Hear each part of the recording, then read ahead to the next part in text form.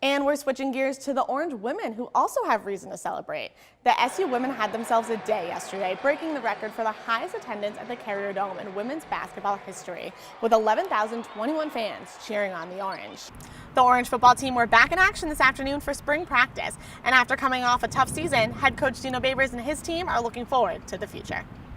Before the Dome switches back to the hardwood, the Orange men's lacrosse team hosted Army and hopes to stay undefeated today.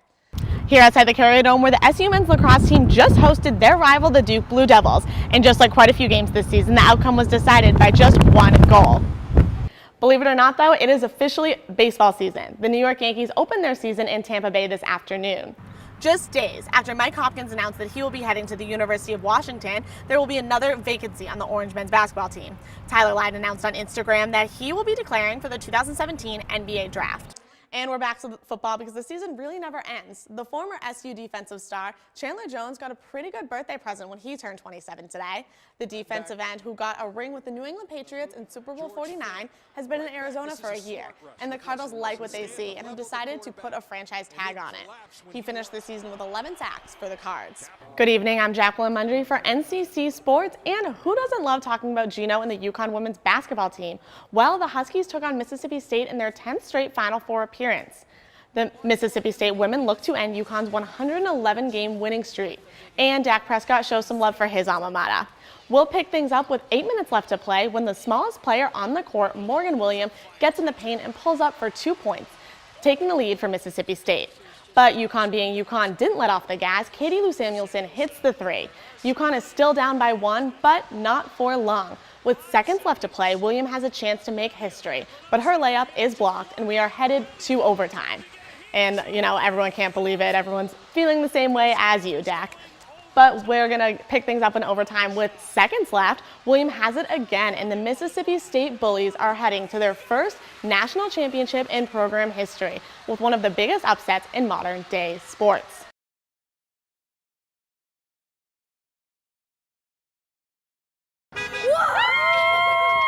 It was just another Sunday at the Carrier Dome for anyone who's ever been to a men's basketball game.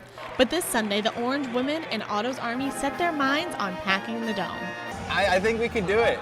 We've been getting the word out, and I'm hoping for a good time.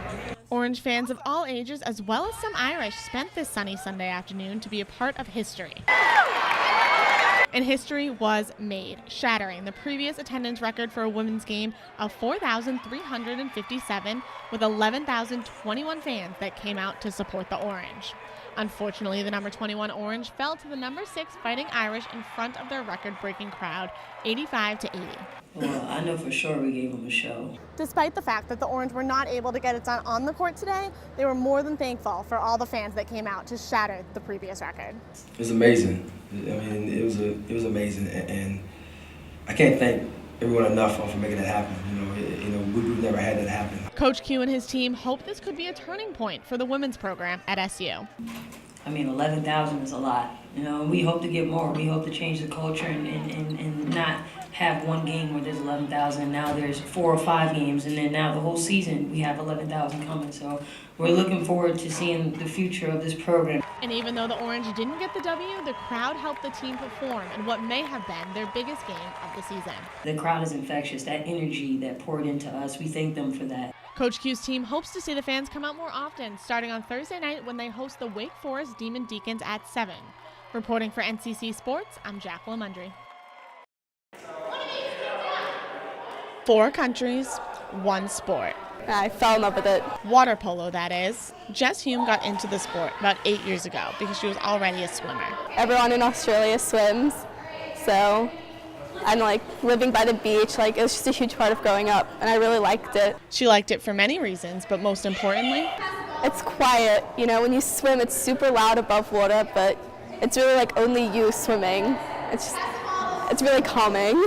Not only does she love the sport, but her captains and coaches say she's an asset to the team. There's a lot of girls on the team who are a mixture of levels, so she has a lot of experience and she's taken initiative, showing what she can do, and she's really taught the other girls and helped out the team to bring us many wins. Much of her experience has come from playing overseas in Australia, where she grew up, as well as Italy last year. I mean, so every coach has a different style, and especially since she's had international coaches, they all do it a little bit differently. So all of that experience has brought it to our team. I love it. I love to travel. I love to see new places.